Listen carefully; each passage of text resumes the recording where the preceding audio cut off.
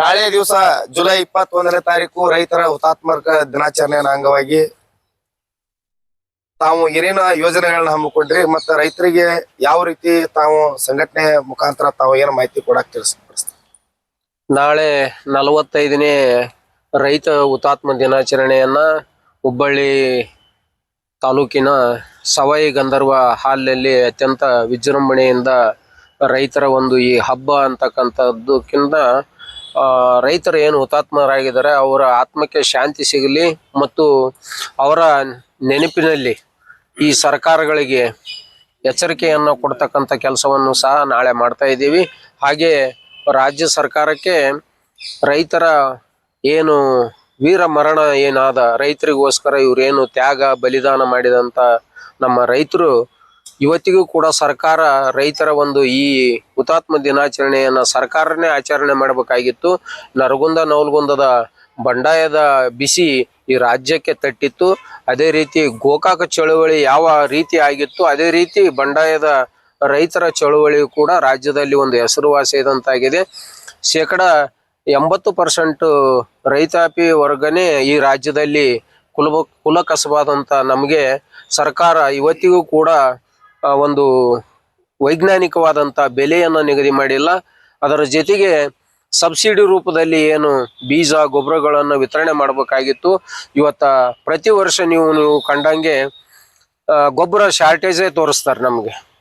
ಮೇಲತ್ತಾಗಿ ಕೆಲವಷ್ಟು ಪಟ್ಟಭದ್ರ ಹಿತಾಸಕ್ತಿಗಳು ಗೊಬ್ಬರವನ್ನು ಸ್ಟಾಕ್ ಮಾಡಿ ರೈತರಿಗೆ ತೊಂದರೆ ಕೊಡ್ತಕ್ಕಂಥ ಕೆಲಸವನ್ನು ಮಾಡ್ತಾ ಇದ್ದಾರೆ. ಇದರ ಬಗ್ಗೆ ಸರ್ಕಾರ ಇವತ್ತಿಗೂ ಕೂಡ ಎಚ್ಚೆತ್ತುಕೊಳ್ತಕ್ಕಂಥ ಕೆಲಸವನ್ನು ಮಾಡಿಲ್ಲ. ಹಾಗಾಗಿ ಈ ಬಂಡಾಯದ ನೆಲ ಧಾರವಾಡ ಜಿಲ್ಲೆ ಏನಿದೆ ಇದು ವಿಶೇಷವಾಗಿ ಬಂಡಾಯದ ನೆಲ ಅದ. ರಾಜ್ಯದ ಪ್ರತಿ ಜಿಲ್ಲೆಯಿಂದಲೂ ಕೂಡ ನಾಳೆ ಈ ಬಂಡಾಯ ನೆಲಕ್ಕೆ ಆಗಮಿಸ್ತಾ ಇದ್ದಾರೆ. ಸರ್ಕಾರಕ್ಕೆ ನಾವು ಒಂದು ರೈತರ ಏನು ಆಶೋತ್ತರಗಳಿದ್ದಾವೆ ಅವನ್ನ ಒತ್ತಾಯ ಮಾಡ್ತಕ್ಕಂಥ ಕೆಲಸವನ್ನ ನಾಳೆ ದಿನ ಮಾಡ್ತಾ ಇದೀವಿ. ಸರ್, ಈಗ ಮಾದಾಯಿ ಹೋರಾಟದ ಬಗ್ಗೆ ತಾವೇನು ಹೇಳಿ?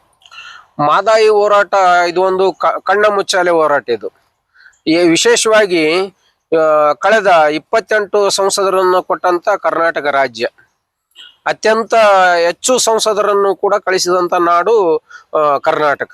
ಅದರಲ್ಲಿ ವಿಶೇಷವಾಗಿ ಧಾರವಾಡ ಜಿಲ್ಲೆ ಪ್ರತಿನಿಧಿಸ್ತಕ್ಕಂಥವ್ರು ನಾವು ಎಣಿಕೆ ಮಾಡ್ತಾ ಬಂದಾಗ ಇಲ್ಲೇ ಬಿಜೆಪಿ ಜಾಸ್ತಿ ಶಾಸಕರನ್ನು ಕೊಟ್ಟಿದ್ದೀವಿ, ಸಂಸದರನ್ನು ಕೂಡ ಕೊಟ್ಟಿದ್ದೀವಿ. ಒಬ್ಬ ಸಂಸದರು ಕೂಡ ಲೋಕಸಭೆಯಲ್ಲಿ ಅದರ ಬಗ್ಗೆ ಚರ್ಚೆ ಮಾಡ್ತಾ ಇಲ್ಲ. ವಿಶೇಷವಾಗಿ ಧಾರವಾಡ ಜಿಲ್ಲೆಗೆ ಈಗ ಕೇಂದ್ರದ ಸಚಿವ ಸ್ಥಾನಮಾನ ಕೂಡ 2ನೇ ಸಾರಿ ದೊರಕಿದೆ.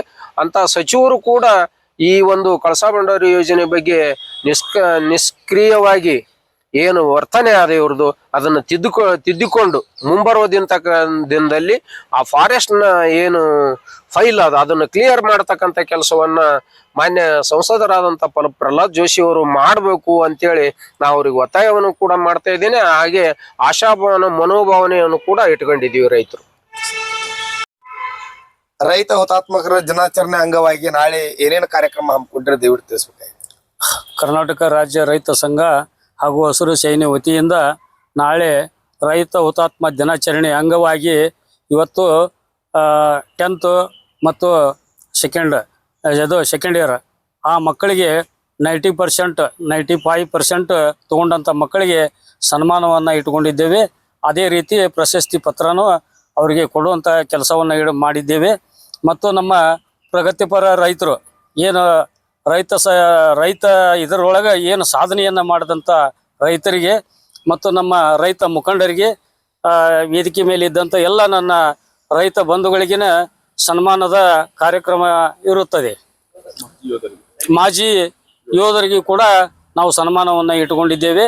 ಅದೇ ಥರನಾಗಿ ಮತ್ತು ಏನು ಈ ವಿವಿಧ ಜಿಲ್ಲೆಗಳಿಂದ ಬಂದಂಥ ನಮ್ಮ ಕರ್ನಾಟಕದ ಎಲ್ಲ ಜಿಲ್ಲೆಗಳಿಂದ ಬಂದಂಥ ಜಿಲ್ಲಾ ಅಧ್ಯಕ್ಷರಿಗೂ ಹಾಗೂ ಜಿಲ್ಲಾ ಮಹಿಳಾ ಅಧ್ಯಕ್ಷರಿಗೂ ಕೂಡ ನಾವು ಈ ಸನ್ಮಾನದ ಕಾರ್ಯಕ್ರಮವನ್ನು ಇಟ್ಟುಕೊಂಡಿದ್ದೇವೆ.